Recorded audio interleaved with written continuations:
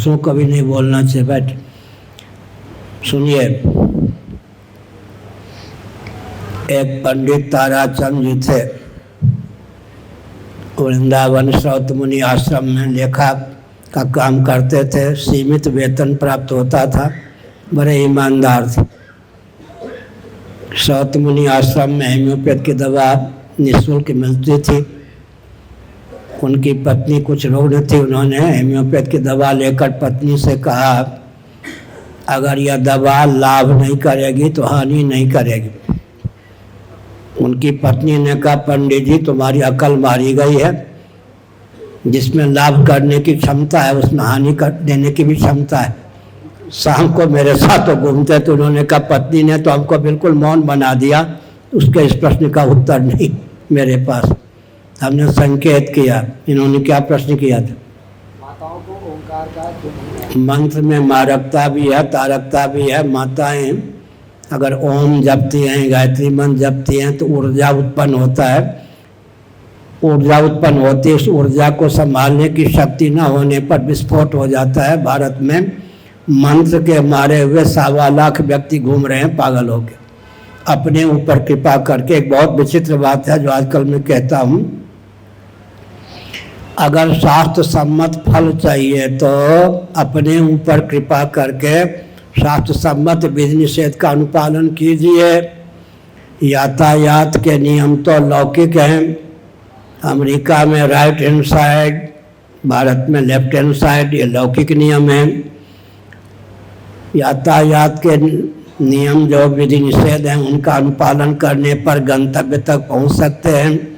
लौकिक विधि निषेध का अनुपालन भी जब आवश्यक है तो वेदादि शास्त्र सम्मत फल की प्राप्ति के लिए वेदादि शास्त्र सम्मत विधि निषेध का अनुपालन अपने ऊपर आवश्यक, कृपा करके आवश्यक है, किसी और के ऊपर नहीं।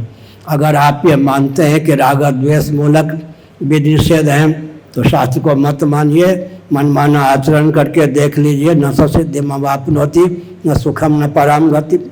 लौकिक पारलौकिक उत्कर्ष और भगवत प्राप्ति का मार्ग कभी प्रशस्त हो ही नहीं सकता है। इसलिए वेदादि शास्त्र सम्मत सिद्धांत का अनुपालन करने पर ही भोग और मोक्ष की प्राप्ति हो सकती है। यह जो प्रश्न किया जाता है शूद्रों का इसमें अधिकार नहीं, स्त्रियों का अधिकार नहीं, यह भी कहना चाहिए ना, ब्राह्मणों का अधिकार नहीं। विधि निषेध किसके ऊपर नहीं है?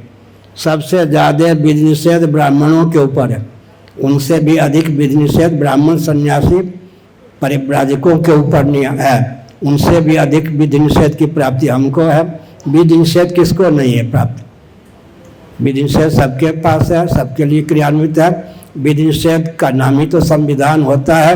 अगर हमको शास्त्र सम्मत फल चाहिए तो अपने ऊपर कृपा करके शास्त्र सम्मत विधि निषेध का अनुपालन करें। हमारे पूज्य गुरुदेव स्वामी कटपात्री जी महाराज डंके की चोट से कहते थे, फल चौर्य सनातन धर्म में नहीं है।